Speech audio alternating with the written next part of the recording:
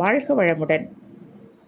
வாழ்க்கையினுடைய சில அடிப்படை உண்மைகளை தெரிந்து கொள்வதற்காக அர்ஜுனன் கிருஷ்ணன் கிட்ட நிறைய கேள்வி கேட்டு கிருஷ்ணன் அதற்கு நிறைய பதிலும் சொல்லியிருக்காரு.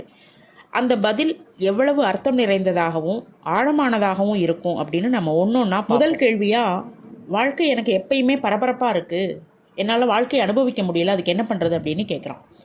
அதற்கு கிருஷ்ணன் சொல்கிறாரு, activity gets you busy but productivity gets you free அப்படின்னு.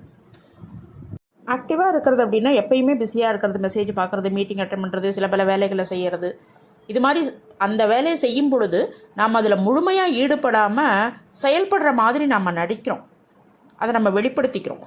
அப்போ அதுவே என்ன ஆகுது, நம்ம பிஸிங்கிற ஒரு ட்ராப்புக்குள்ளார நம்ம சிக்கிக்கிறோம். இப்போ இதில் நாம் செய்யக்கூடிய வேலை எல்லாமே முக்கியமானதானா அப்படின்னு நம்ம கேட்க மறந்துடுறோம்.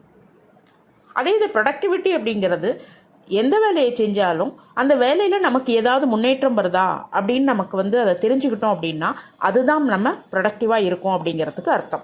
இந்த மாதிரி இருக்கக்கூடிய ஆக்டிவிட்டியை பொறுத்து சைக்காலஜி என்ன சொல்லுது அப்படின்னா, மனிதர்களால் எதையுமே செய்யாத இருக்க முடியாது அப்படிங்கிற காரணத்தினால தேவையில்லாத வேலையை அவங்க செஞ்சு அதில் அவங்கள ஈடுபடுத்திக்கிறாங்க. அதுவே என்ன ஆகிடுது, அவங்களுடைய ஸ்ட்ரெஸ்ஸுக்கும் பேர்ன் அவுட்டுக்கும் அதுவே காரணமாக அமையுது அப்படின்னு சைக்காலஜி சொல்லுது. இப்போ இந்த ப்ரொடக்டிவிட்டியை ஃபிலாசபிக்கல் அப்ரோச்சில் பார்த்தோம் அப்படின்னா, உண்மையான ப்ரொடக்டிவிட்டி அப்படிங்கிறது சுதந்திரத்தை தருது அப்படிங்கிறாங்க. நம்மளுடைய நேரம், ஆரோக்கியம், மன அமைதி இதெல்லாம் காக்கப்படுது இந்த ப்ரொடக்டிவிட்டியாக இருக்கிறதுனால. அதனால தான் லெஸ் இஸ் மோர் அப்படிங்கிறது தான் உண்மையாக சொல்லப்படுது. சரி, ப்ரொடக்டிவிட்டியாக இருக்கிறதுக்கு நாம் என்ன செய்யணும் அப்படின்னு பார்த்தா, ஒவ்வொரு நாளும் நமக்கு என்னென்ன வேலைகள் அப்படின்னு நம்ம டு-டூ லிஸ்ட் வச்சுருப்போம் இல்லையா, அதில் ஒவ்வொரு வேலையாக எடுத்து இந்த வேலையால் எனக்கு முன்னேற்றம் நடந்திருக்கா, அப்படி நடந்தால் அதை தொடரணும், இல்லாட்டி அந்த வேலையை செய்யக்கூடாது அப்படிங்கிற ஒரு முடிவுக்கு வரணும். அதுதான் ப்ரொடக்டிவிட்டி.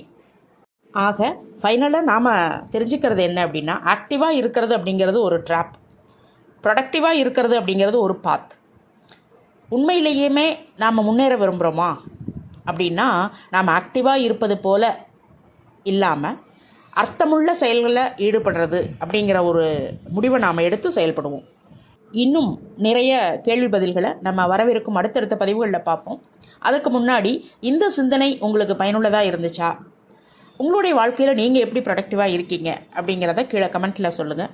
வீடியோ பிடிச்சிருந்தால் லைக் பண்ணுங்கள், ஷேர் பண்ணுங்கள், சேனலை சப்ஸ்கிரைப் பண்ண மறக்காதீங்க. நன்றி.